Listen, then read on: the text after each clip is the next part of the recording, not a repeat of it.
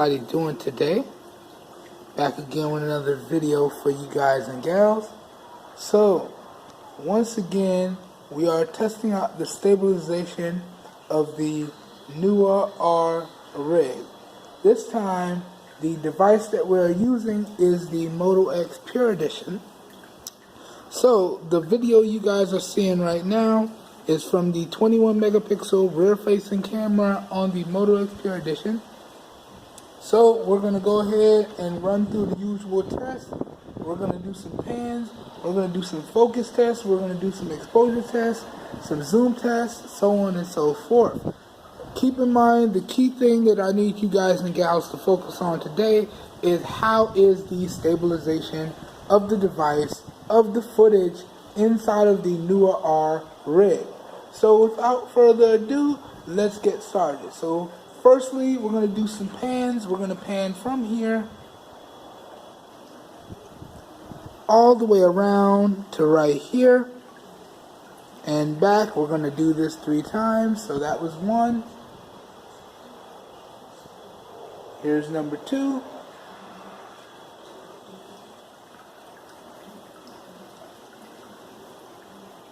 And here's number 3. And one thing I want you guys and gals to keep in mind is that the only assistance with stabilization that we have on this device is electronic image stabilization, or EIS. Other than that, the only other assisted stabilization is from the rig itself and my hands, and I do have it attached to the mini Manfrotto tripod. So please let me know what you think. So there's the pans. Now we're going to do some exposure tests. So now we're just going to pan down to the ground, take a look at the detail, take a look at the color representation, look at the focus, how does it look. And I gotta say, this is probably the most accurate one I've seen. With the S8, it tries to make the pool deck here, or the pool floor, all one color, which is white, which is not accurate. It's actually a light eggshell color, or a light brown, and then around the rim of the pool, as you can see, is actually white. So what we're going to do now is we're going to pan from the floor here up and out to the mango tree in the distance, and I want to just check how it handles the exposure. And what we're looking for is a nice smooth transition from one focus point to the other without any exposure, drastic swinging, or blowout. So here we go. We're going to do this 3 times. So panning up and out. And that was pretty good. That was pretty good. And it did a pretty decent job. Let's try this a couple more times. So we're down at the floor here. And we're panning up and out. Again, really, really good. Last one, down at the floor. Okay, and we're panning up and out. So you can see a really nice transition, a little bit of a blowout around the edges of the mango tree there, but overall pretty good. Nice balanced color shift, a little bit dark for my taste, but it is what it is. I'm no professional after all. Now, lastly, what I want to do before we wrap up this video is let's test the zoom and let's test the focus. So starting off with the focus first. So we're just going to focus on the hat. Okay. I got the green circle, which indicates it's in focus. And we're going to pan over to the plant here. And once again, I have the green circle that says it's in focus. And we're going to go back to the hat. Again, a little bit of a struggle, but it's in focus. Back to the plant. That one was very smooth, and we got the focus lock. And back to the hat. Alright. And last time, back to the plant. Good. And now let's test the zoom. Now, as I always say in my camera tests or anything that has to do with the zooming, is I never recommend you go up past 2x zoom. So let's get started here. In fact, it might be easier, yeah, if I touch and hold and drag up. So let's start with 1.5. So this is 1.5 times zoom here. And you can see this looks pretty good. Now me, myself, I would not recommend going up past 2x zoom, because one thing I want you guys and gals to keep in mind is that when you zoom in with your smartphone cameras, it basically is just digital cropping. And once you zoom in past a certain point, you lose all types of detail, and the footage itself gets really, really blown out. So again, this was 1.5 times zoom, and we're going to get ready here to take it up to 2x zoom. So let's do that now. Let's go up to 2x, and this is 2x zoom. So again, let me know what you think of the stabilization. Now you can see it's really blowing out the tree there. Let me see if I tap to focus. If it took a picture. Trying to readjust. There it goes. So it readjusts, but it's still a little bit blown out. And the color is really, really dark. But there you guys go. Real quick camera test. Alright. Again, feel free to let me know what you think down below in the comments. How did the rig do? How did the camera do? What do you think about the audio? What do you think about the footage overall? Now we're going to go ahead and switch to the next clip. I'll see you guys in the next one. Peace. Alright, and now we're back in. This time we're testing out the front-facing 5 megapixel camera on the Moto X Pure Edition. And again, this one is using the Neewer R rig. So let me know what you guys and gals think of the stabilization. What does the video look like? What does the audio sound like? So on and so forth.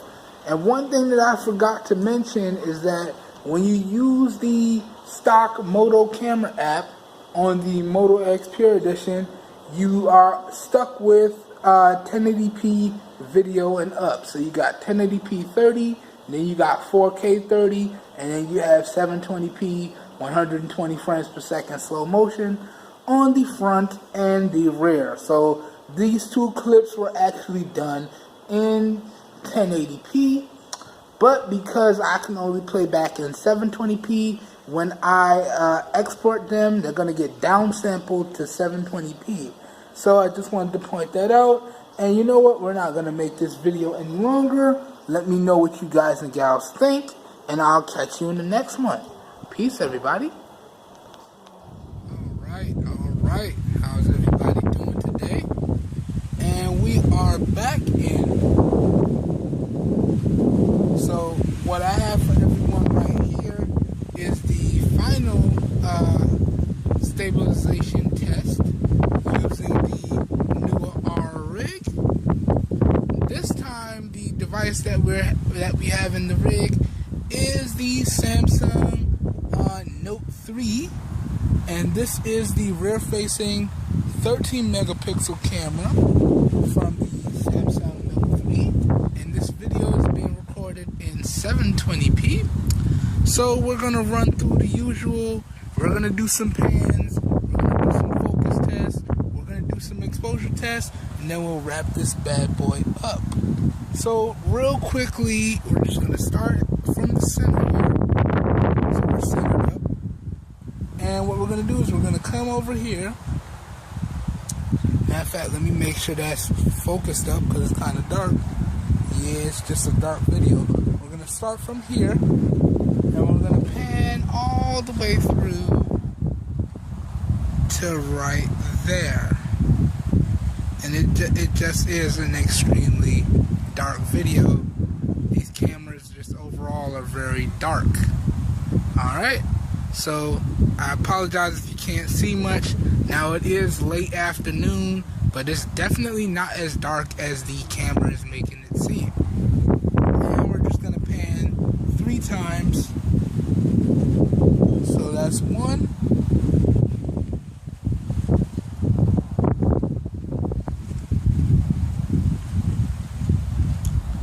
2.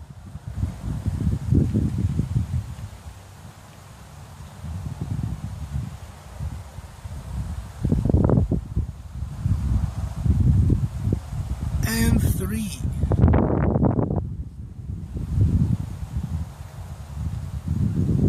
Alright.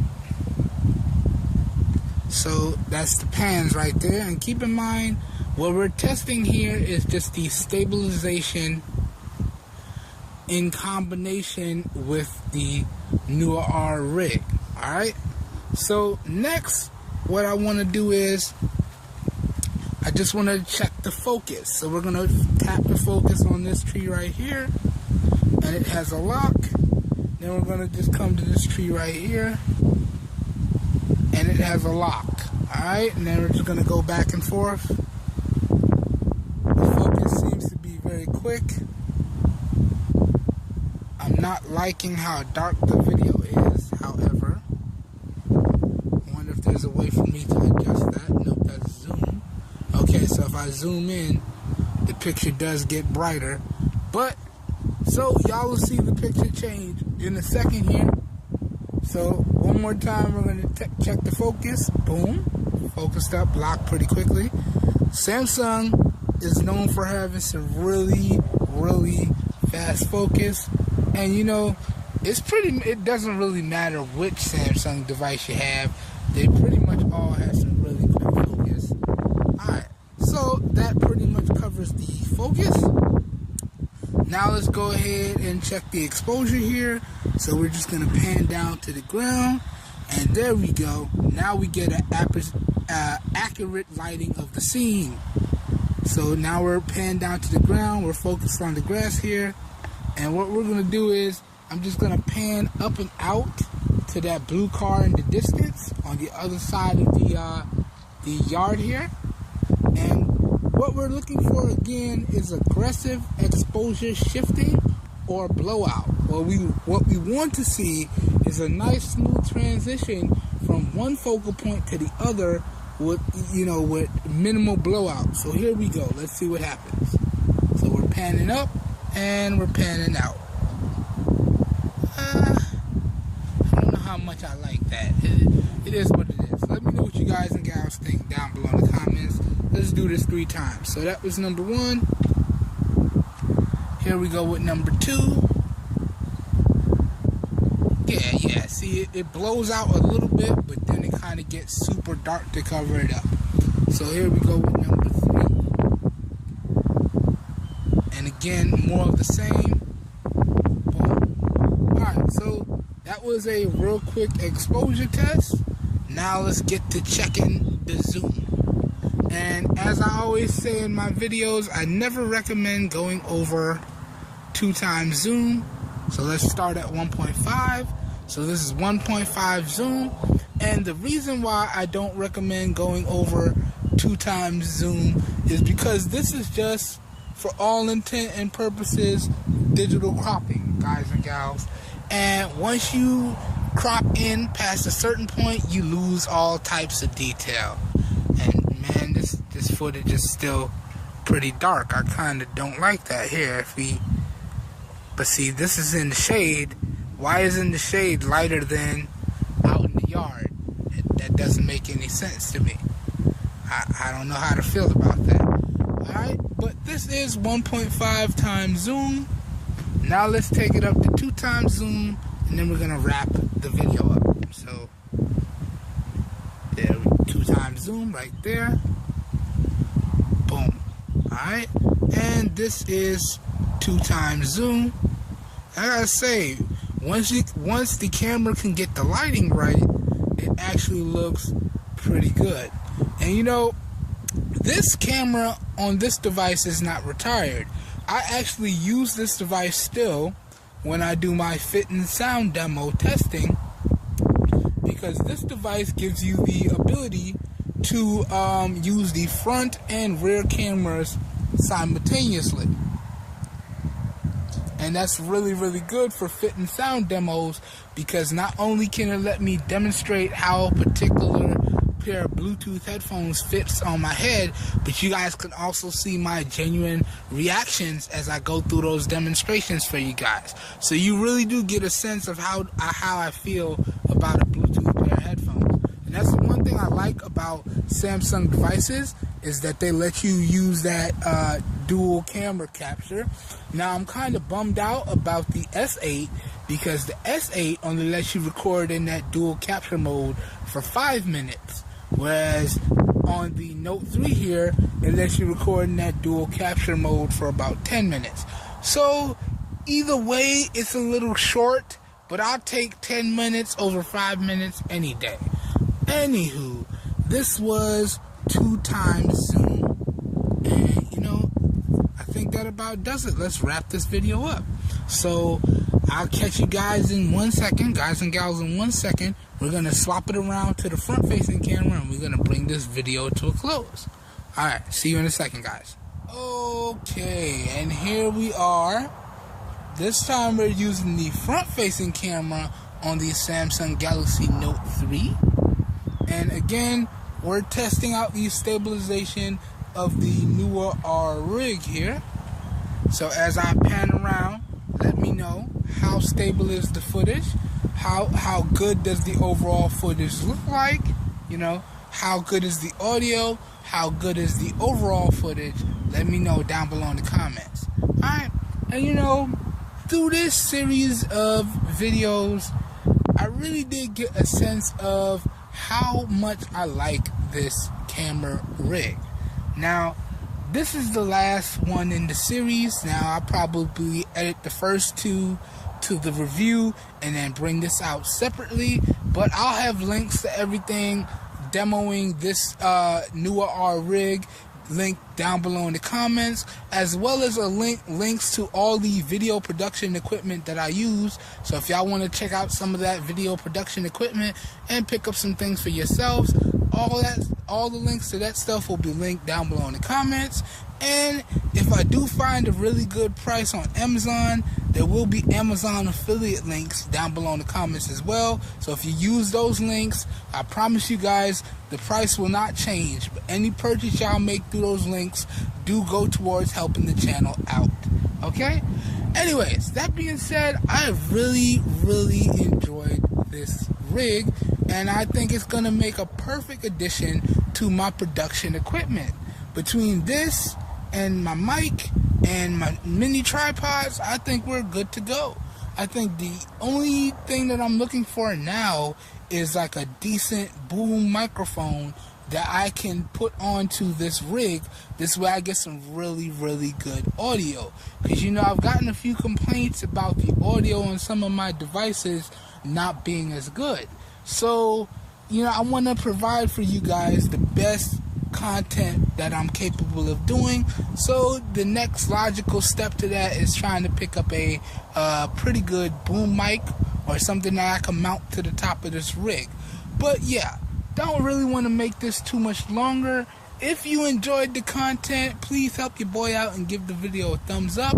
If you want to see more content like this, please feel free to hit the subscribe button down below and click off the notification bell icon right next to it so you guys and gals get notified when I post new videos. As I said, if this video piqued your interest, I'll have links to everything about this video camera rig, including the full review, linked down below in the comments. I'll probably even throw up a card or two somewhere up there or over there, so y'all could jump to it rather quickly if you would like to know more. And all links to where to purchase all of my video production equipment will be located down below in the video description as well. So down below in the video description should be like a one-stop shop for you guys and gals, and you should be good to go. Alright, I will catch everyone in the next video because I don't want to make this much longer. I hope everyone has a great day, and I will catch you guys and gals in the next one. Peace, everybody.